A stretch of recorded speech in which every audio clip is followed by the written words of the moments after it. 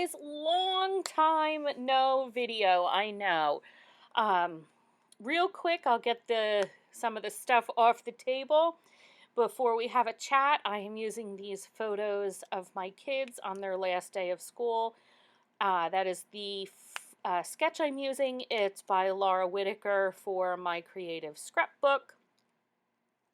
And I'm using this Jelly Bean Soup kit. It's 2016 kit. Let me pull the name for you. Chit Chat Chowder, but I liked that it had those paper clips and the number paper so I could do some school things without it being, like total school paper. My little one, this was her first year of preschool, so she's on to senior preschool, and then my big one is on to 4th grade. It was a little bit different this year on the last day, due to, what's going on right now. But they did good. They handled it with, smiles, and that's all I can expect at 4 and 9. But let me tell you, because you can see what I'm doing, you know how to gut paper, right? I can tell you why I've been absent for so long. We have a family room.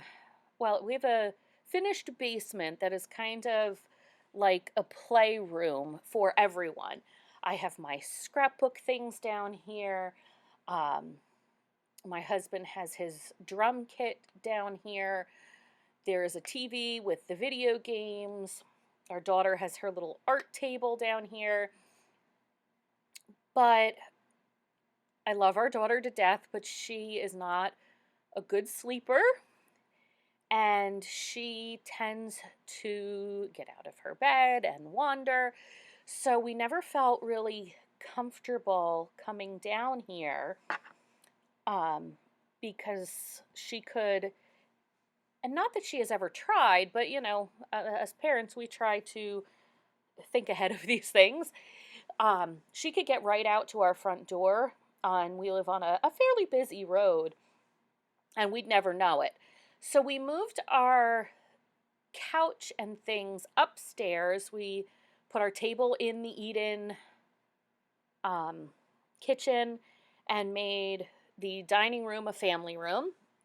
It worked wonderfully over the course of the holidays, but there was no room for me to scrap up there. I even tried putting like a folding table up, but then the room just looked schmooshed. There was nowhere to walk. There was no lighting. I couldn't see what I was doing. I was trying to scrapbook out of a Rascog cart. So that would be my first move. I moved everything I could up there, lived with it for a while, hated it, and now I have moved it all back downstairs. We left the family room portion so that we can still watch TV up there in the evening. But now we have like 2 family rooms almost, like a daytime family room down here where I can do my scrapbook work. I am in the process of moving my cups down here. I have gotten a new work table. I'm working day by day on bringing, little pieces of things down here. And then because cups are temperature and humidity sensitive, I want to bring one of my turners and like a test cup down here. Make sure everything, hardens as it should. And then the kids and I can be down here, quote unquote, working during the day. They can be playing. There's a Lego table down here. And then at night we can go upstairs and have our upstairs family room while everyone showers and eats and all of that. But that's why I was absent, because I couldn't bring everything up and down the 2 floors every time I wanted to scrapbook or video. Upstairs, there was no lights. It was just, until we got settled, I just couldn't do it.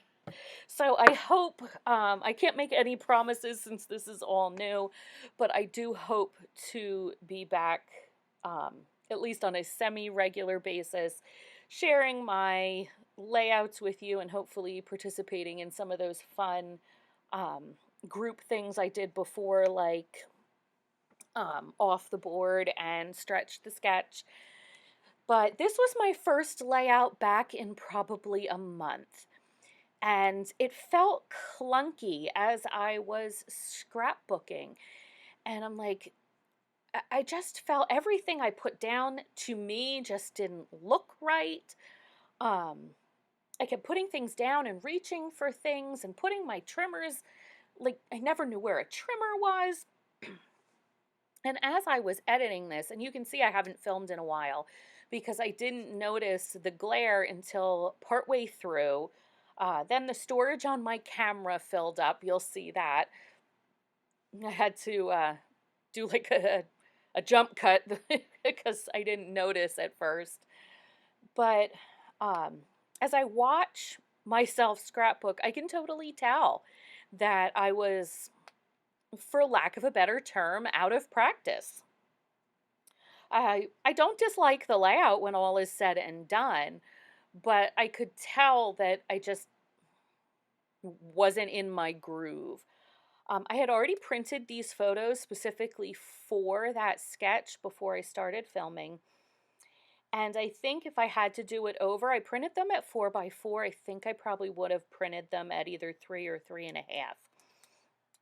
They were just a little bit large on the page for me. But as I was doing it, I was like, you know what? Okay, we're just gonna do it. Because I can get caught up in all of that. Well, I don't think this is right. And what about this? And maybe that color. And as I've said before, I'm trying to get better about, as Adele from Inky Quill would say, just sticking and plunking.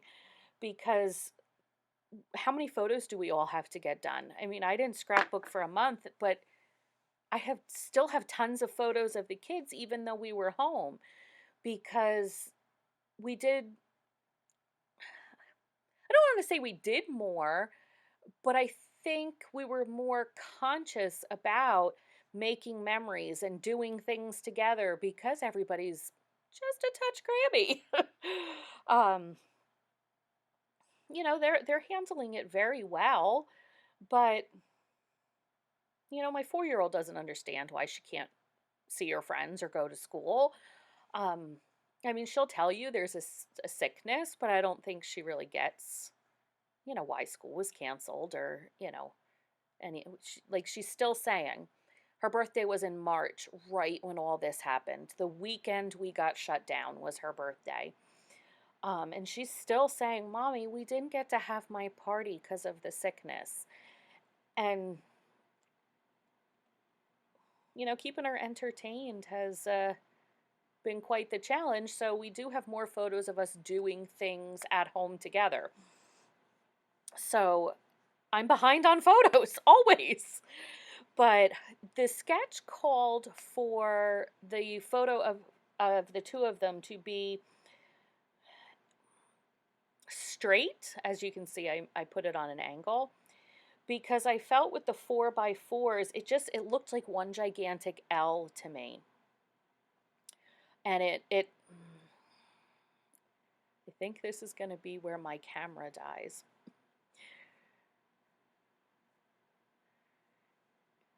You'll see. It's like, whoop, it cuts off so abruptly. Oh, not that the camera died. It was that I was out of storage.